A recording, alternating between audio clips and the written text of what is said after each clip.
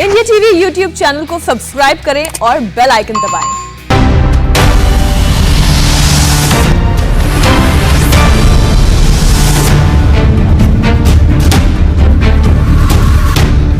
नमस्कार, आप देख रहे हैं इंडिया टीवी। आपके साथ मैं हूं मीनाक्षी जोशी और शुरू हो चुका है इलेक्शन का सबसे बड़ा शो। अब की बार किसकी सरकार?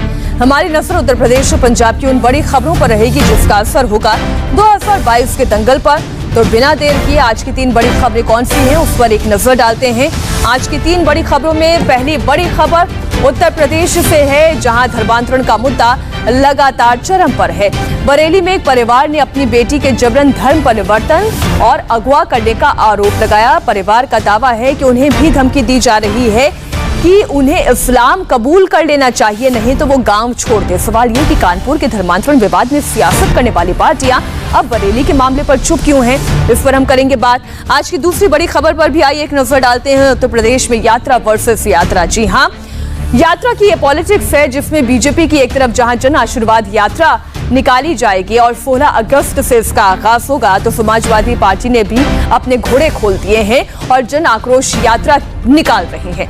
साफ है कि चुनाव से पहले उत्तर प्रदेश का सियासी पारा हाई रहने वाला है। आज की तीसरी बड़ी खबर चुनावी राज्य पंजाब से है, जहां पंजाब में सिद्धू के सलाहकार ने कैप्टन को डायरेक्ट चैलेंज कर दिया है। क्या है ये पूरा मामला और कैसे ये सवाल खड़े होते हैं कि पंजाब के मुख्यमंत्री और पंजाब में कांग्रेस प्रदेश अध्यक्ष के बीच में है तनातनी, वो पूरी खबर हम आपको बताएंगे। लेकिन आज की पहली बड़ी खबर, आइए सबसे पहले उस पर हम एक नजर डालते हैं। उत्तर प्रदेश में यात्रा की सियासत पर जोर है, लेकिन उससे पहले धर्मांतरण का मामला तूल पकड़ रहा है। परिवार ने एक लड़की को अगवा करके धर्मांतरण का आरोप लगाया है। इलाके के मुस्लिम परिवार पर धर्म परिवर्तन कराने का आरोप लगाया गया है। पुलिस ने धर्म परिवर्तन और अपहरण के मामले में मामला तो दर्ज कर लिया है, लेकिन एक बात तय है कि कानपुर में धर्मांतरण के मुद्दे पर सियासत करने वाली सियासी पार्टियां अब बरेली के मुद्दे पर चुप्पी साधे हुए हैं। ये वो पीड़ित परिवार है और जो फोटो वो दिखा रहा है, पीड़ित परिवार अपनी बच्ची की फोटो दिखा रहा है। वो ये कह रहा है कि उनकी बेटी का कोई पता नहीं चल पा रहा है, उनकी बेटी को अगवा करके उसका धर्म परिवर्तन करा दिया गया है। मेरी लड़की मार्केट में साई में सौदा लेने गई थी, वहीं से अगवा करके ले गए हैं मुसलमान लोग और धर्म परिवर्तन करा दिया। और FIR 5 तारीख को पुलिस ने नहीं लिखी, 6 तारीख को मुकदमा कायम हुआ है मेरा। फिर बताया गया है कि लड़की का धर्म परिवर्तन हो गया है। उसने सीबीगंज डाकखाने से रजिस्ट्री भेजी है थाने के लिए, हम लोगों को नहीं भेजी है। और कि हमने जब उसका धर्म परिवर्तन करा लिया, हमने इससे आला हजरत से निकाह कर लिया है। और हमको कल 10 तारीख में शाम को 11 बजे अतर भाई भूतपूर्व चेयरमैन के बेटे हैं बड़े, उन्होंने बुलाया और कहा कि अगर आप लड़की को भूल जाओ और लड़की को नहीं भूलोगे या तो पलायन कर जाओ, नहीं तो तुम्हारे पूरे परिवार को जन बच्चा से हम खो देंगे, जला के मार देंगे। तो परिवार को जलाकर मार देने तक की धमकी दी जा रही है। इस मामले में बरेली के SP ग्रामीण राजकुमार अग्रवाल का भी बयान आया है। पुलिस ने धर्म परिवर्तन की धाराओं में केस दर्ज कर लिया है। थाना शाही में श्री आत्मानंद रस्तोगी जी ने अपनी पुत्री को कस्बे के ही 2 लोगों द्वारा अपहरण करने के संदर्भ में और एक अन्य अज्ञात के संदर्भ में थाना शाही पर 366, 354 व धर्म परिवर्तन अधिनियम के अंतर्गत मुकदमा पंजीकृत कराया है। इस संदर्भ में जो है एक पत्र भी हम लोगों को जरिए डाक प्राप्त हुआ है और उस पत्र से भी उनके परिवार वाले भी रूबरू हैं। अपहृता की बरामदगी के लिए हम लोगों ने 3 टीमें लगाई हैं। सर्विलांस टीम का भी हम लोग पूरा उपयोग कर रहे हैं। कुछ लोकेशंस भी हम लोग ट्रेस किए हैं, उन लोकेशंस पे भी हमारी टीमें गई हैं और कुछ लोगों को हिरासत में लेकर भी हम लोग लगातार पूछताछ कर रहे हैं। अब जो सवाल उठ रहे हैं वो सवाल ये है कि कानपुर पर पूरे देश में तो कोहराम मचा लिया, लेकिन जिन दलों ने कानपुर के मुद्दे पर मचाया कोहराम, वो आज बरेली में इस पीड़ित परिवार के साथ क्यों नहीं खड़े नजर आते? इस पीड़ित परिवार के मामले पर खामोश क्यों हो जाते हैं? सवाल विशाल प्रताप सिंह से हम पूछते हैं। हमारे इंडिया टीवी संवाददाता हमारे साथ लाइव जुड़ गए हैं। विशाल, समस्या ये है कि बरेली वाले केस में पुलिस एक्शन कर रही है, लेकिन कानपुर में सियासत करने वाली राजनीतिक पार्टियां कहां हैं? क्या इस पीड़ित परिवार के साथ खड़े होने वाला कोई दल नहीं है?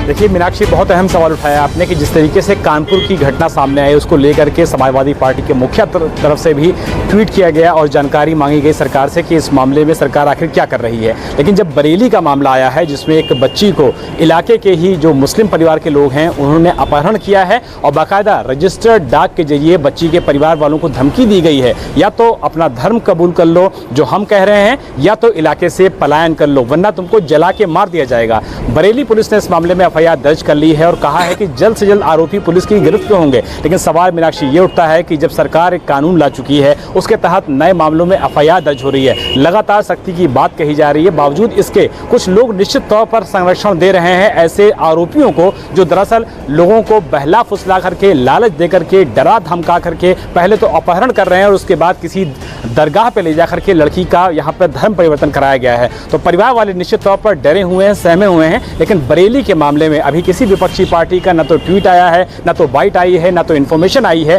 कि कौन सी पार्टी उस पीड़ित परिवार के साथ खड़ी हुई है जो दरअसल कानपुर के मुद्दे पर सवाल उठा रहे थे। आखिर वो बरेली के मुद्दे पर कहां हैं, ये एक बड़ा सवाल है और इसका जवाब जानने की हम लगातार कोशिश कर रहे हैं। विशाल, इस पूरी जानकारी के लिए आपका शुक्रिया। लेकिन एक और खबर है उत्तर प्रदेश की ही सियासत से जुड़ी हुई, इस पर भी हम आपसे जानकारी लेंगे, इसलिए आप रहिएगा हमारे साथ। उत्तर प्रदेश से जुड़ी हुई अगली खबर, यात्रा वर्सेस यात्रा। जी हां, उत्तर प्रदेश में चुनाव से पहले यात्राओं का दौर अब शुरू होने वाला है। बीजेपी की एक तरफ जन आशीर्वाद यात्रा की तैयारी की गई है, तो इसके जवाब में समाजवादी पार्टी ने जन आक्रोश यात्रा की तैयारी कर ली है। ये अखिलेश यादव को आप देख रहे हैं, साइकिल में सवार होकर, लाल टोपी लगाकर ये साइकिल चलाते हुए यात्रा निकाल रही हैं, जिसमें बेटियों के सुनवाई की मांग कर रहे हैं, बेरोजगारों के लिए आवाज उठा रही हैं, महंगाई का मुद्दा उठा रही हैं। ऐसे तमाम मुद्दे अपनी इस यात्रा के दौरान वो उठाएंगे। तो समाजवादी पार्टी 16 अगस्त से जन आक्रोश यात्रा करेगी। समाजवादी पार्टी अपने सहयोगी दलों के साथ ये यात्रा करने वाली है। समाजवादी पार्टी के सहयोगी महान दल के अध्यक्ष केशव देव मौर्य 16 तारीख से पीलीभीत में इसकी शुरुआत करेंगे। लेकिन उससे पहले ये तस्वीर आप देख रहे हैं। उत्तर प्रदेश में यात्रा की सियासत क्या है, आइए ये भी हम आपको समझाते हैं। बीजेपी की जन आशीर्वाद यात्रा होने वाली है, ऐसे में समाजवादी पार्टी ने इसकी काट ढूंढ के निकाली है और जन आक्रोश यात्रा के तौर पर 16 अगस्त से बीजेपी की जन आशीर्वाद यात्रा का आगाज होगा। तो समाजवादी पार्टी की यात्रा का भी आगाज 16 अगस्त से ही होगा। 16 तारीख से लेकर 20 अगस्त तक जन आशीर्वाद यात्रा निकाली जाएगी। तो 16 से 31 अगस्त तक ये यात्रा समाजवादी पार्टी की निकलेगी। यूपी से बनाए गए जो 7 मंत्री नरेंद्र मोदी के कैबिनेट में शामिल हुए हैं, उनकी जगह रहेगी इस यात्रा में। 35 लोकसभा और 20 विधानसभा क्षेत्रों में दौरा करने वाली है। तो समाजवादी पार्टी की नीयत और नीति यही है कि जितने भी मुद्दे हैं जनता से जुड़े हुए, चाहे वो महंगाई हो, बेरोजगारी हो, पेगासस जैसे राष्ट्रीय मुद्दे हो गए, किसानों के मुद्दे हो गए, इन तमाम मुद्दों को एक एक कर वो सरकार के सामने उठाएगी भी और उनकी नाकामियों को गिनाएगी भी। रुचि कुमार हमारी सहयोगी इस खबर पर जुड़ी हुई हैं, हम उनसे इस पर और ज्यादा जानकारी ले लेते हैं। तो ये काउंटर यात्रा की तैयारी तो हो गई है, लेकिन समाजवादी पार्टी की यात्रा किन किन इलाकों में निकाली जाएगी? देखिए, ऐसा है क्योंकि चुनाव बिल्कुल सर पर है, तो समाजवादी पार्टी को मालूम है कि अगर सत्ता में वापस आना है, बीजेपी से उनका तख्त छीनना है, तो जरूरी होगा जनता के बीच में जाना। तो समाजवादी पार्टी ने आपने जैसा देखा, आप दिखा भी नहीं कि अखिलेश यादव ने अभी साइकिल चलाई, मौका था जनेश्वर मिश्रा की जयंती का। अब पार्टी ने प्लान किया है, उसके पहले भी जो उनका पिछड़ा वर्ग प्रकोष्ठ है वो जगह जगह सम्मेलन कर रहा है पिछड़ों के बीच में जाकर, क्योंकि चुनाव में समाजवादी पार्टी जानती है कि जो गैर यादव ओबीसीज हैं उनको अपनी तरफ करना बहुत जरूरी है, तभी वो जीत हासिल कर सकेंगे। तो सारी चीजों को देखकर ये यात्रा निकाली जा रही है और अभी शुरुआत हुई है और उनका प्लान यही है कि एक एक विधानसभा चुनाव में समाजवादी पार्टी के साइकिल पहुंचे। और वो कितना कामयाब होते हैं तो पता नहीं, लेकिन आप मायावती को भी देखेंगे कि वो ब्राह्मण सम्मेलन कर रही हैं। पूरे यूपी में उनके जगह जगह ब्राह्मण सम्मेलन हो रहे हैं। अयोध्या से शुरुआत, लेकिन रुचि, जो आम दर्शक होंगे उनके भी दिमाग में ये सवाल जरूर आएगा, वो भी ये जानना चाहेंगे कि क्या वजह है कि जब बीजेपी की जन आशीर्वाद यात्रा की तैयारी हो गई, डेट अनाउंस हो गई, नाम अनाउंस हो गया, उसी वक्त समाजवादी पार्टी ने ये अनाउंसमेंट किया, डेट भी वही रखी। देखिए, ऐसा है, समाजवादी पार्टी ने पिछले महीने मीटिंग की थी अपने जो उनके अलग अलग संगठन है, और उसमें ये तय किया गया था कि इस तरह से अब अगस्त के महीने से जनता के बीच में जाने की का पूरा एक खाका तैयार किया गया था कि कब कब कौन कौन सी यात्रा होंगी, कहाँ सम्मेलन होंगे। उसी के तहत ये निकाला जा रहा है। और बीजेपी भी, क्योंकि उनके नए मंत्री बने हैं तो उनको क्षेत्रों में भेज रहे हैं। बीजेपी को ऐसा लग रहा है कि जो नए मंत्री हैं ये जाएंगे, आशीर्वाद लेंगे, तो कम से कम यूपी की 120 विधानसभा सीट्स ऐसी हैं जिस पर इसका असर पड़ेगा। तो सभी पार्टी, चाहे वो बीजेपी हो, चाहे समाजवादी पार्टी हो, चाहे बीएसपी हो, सब मैदान में है विधानसभा चुनाव के। मीनाक्षी जी, शुक्रिया इस पूरी जानकारी के लिए आपका। लेकिन चुनाव की एक अगली बड़ी खबर भी उत्तर प्रदेश से आ रही है। उत्तर प्रदेश के पूर्व आईपीएस अमिताभ ठाकुर का एक बड़ा बयान आया है। उन्होंने यूपी के सीएम योगी आदित्यनाथ को चुनौती दी है। कहा कि वो आगामी विधानसभा चुनाव वहीं से लड़ेंगे जहां से योगी आदित्यनाथ चुनाव लड़ेंगे। अमिताभ ठाकुर ने कहा कि बतौर सीएम योगी की तरफ से कोई गलत फैसले जो लिए गए उनका जवाब वो देने के लिए, उनको चुनौती देने के लिए खुद अमिताभ ठाकुर मैदान में उतरेंगे। मुख्यमंत्री के रूप में योगी आदित्यनाथ द्वारा तमाम अलोकतांत्रिक, विभेदकारी, दमनकारी और उत्पीड़नात्मक कार्य और आचरण किए गए और नीतियां बनाई गई। इन सबों के विरोध में मैंने यह निर्णय लिया है कि आगामी विधानसभा चुनाव में योगी आदित्यनाथ जहां से भी चुनाव लड़ेंगे वहां से मैं भी निश्चित रूप से चुनाव लड़ूंगा। विशाल हमारे साथ जुड़े हुए हैं। विशाल, देखिए, चैलेंज तो कोई भी कर सकता है, चैलेंज करना, लेकिन उसके पीछे उनकी ताकत क्या है? क्या वाकई में वो चैलेंज कर पाएंगे योगी आदित्यनाथ को?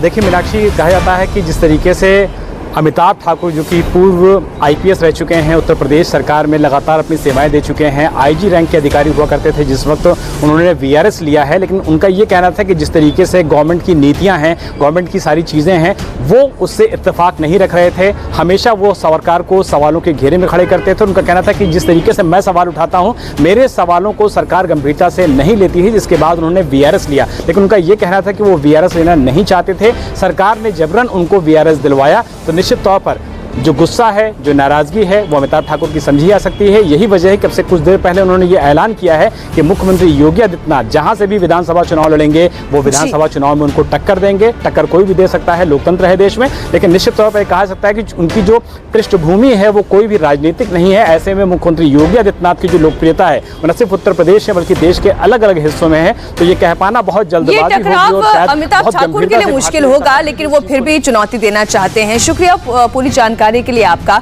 विशाल।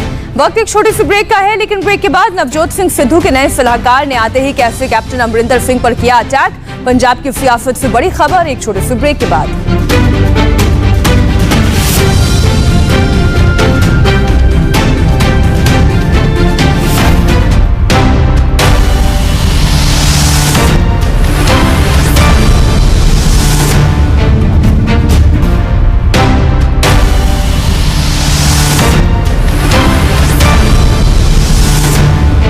के बाद एक बार फिर आपका स्वागत है। आप देख रहे हैं अब की बार किसकी सरकार, और अब अगली बड़ी खबर जिसका सीधा कनेक्शन पंजाब के आगामी विधानसभा चुनाव से है। लगता है कि कैप्टन और सिद्धू के बीच में ठनी हुई है, उसका ताजा उदाहरण एक और सामने आया है। कांग्रेस की कलह खत्म नहीं हुई है क्योंकि सिद्धू के सलाहकार मालविंदर सिंह माली ने कैप्टन अमरिंदर सिंह पर अटैक किया है और एक पोस्ट के जरिए यह अटैक हुआ है। हालांकि ये लिखा पंजाबी में है, इसका हिंदी रूपांतरण हम आपको करके बता देते हैं। जुल्म सहना और जुल्म के खिलाफ चुप रहना भी पाप है। माली ने पीएम मोदी अमित शाह से कैप्टन अमरिंदर की मुलाकात पर हमला बोला और कहा कि पंजाब के फौजी ने सरेंडर कर दिया है। जी हां, ये आरोप लगाया, अपने ही मुख्यमंत्री पर सवाल खड़े किए। इससे पहले नवजोत सिंह सिद्धू भी अपने फेसबुक अकाउंट पर एक वीडियो शेयर कर चुके हैं। इस वीडियो में वो कृषि कानूनों और बिजली की दर को लेकर कैप्टन अमरिंदर सिंह पर अटैक कर रहे थे और वीडियो में सिद्धू कह भी रहे थे कि उन्हें कृषि कानून रद्द कर देने चाहिए और अगर वो ऐसा नहीं करेंगे तो विधायक ये काम कर देंगे। विधानसभा टांडे वाला नहीं टांडे वाली नहीं पांडे इस विधानसभा सेशन बिजली के समझौते खत्म हो गए। खत्म हो गए और जिन्हें लोग शहर के 12 रुपये बिजली लेते हैं उन्होंने 3 तो 5 रुपये बिजली मुहैया करा के देंगे। लिख लो मेरी गल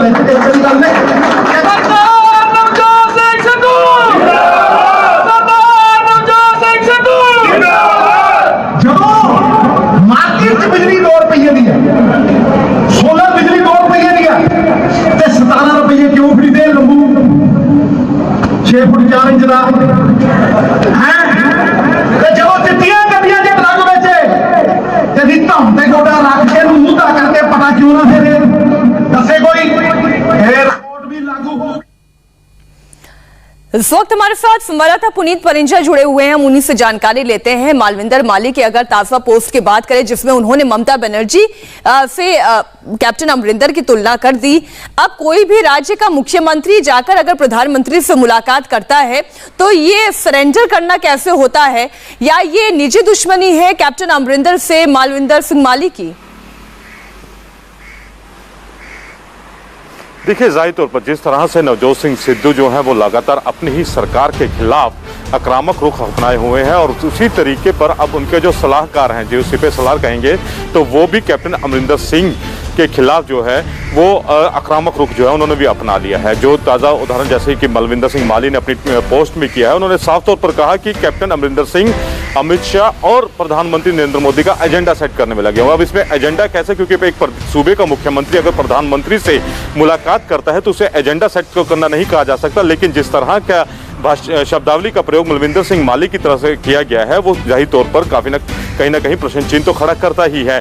लेकिन साथ ही उन्होंने इसमें एक एग्जाम्पल और दिया है, वो एग्जाम्पल दिया है ममता बनर्जी का, कि ममता बनर्जी ने जिस तरह से फांसीबाजी उनके खिलाफ आवाज उठाई है। तो अब सवाल यह है कि क्या अगर आप नवजोत सिंह सिद्धू के सलाहकार हैं तो क्या आप कुछ भी लिखने के लिए, इस तरह से अटैक करने के लिए आपको क्या लाइसेंस मिल चुका है? और कहीं ना कहीं जिस तरह की शब्दावली का प्रयोग किया गया है वो हैरान करने वाली है। यहाँ पर मीनाक्षी और प्रधानमंत्री पर तो वो बात, और हैरानी इस बात की होती है पुनीत की ममता बनर्जी की भी तो मुलाकात प्रधानमंत्री नरेंद्र मोदी से हुई है। एक राज्य का मुख्यमंत्री देश के प्रधानमंत्री से मुलाकात कर सकता है, लेकिन जिस तरीके से कैप्टन अमरिंदर सिंह पर मालविंदर सिंह माली ने वार किया है उससे तो यही समझ में आता है कि उनको वाकई में लाइसेंस खुद नवजोत सिंह सिद्धू ने दिया है और ग्रीन सिग्नल क्या आलाकमान से भी मिला हुआ है, इस पर सवाल जरूर गहरा हो जाता है। शुक्रिया पुनीत पूरी जानकारी के लिए आपका।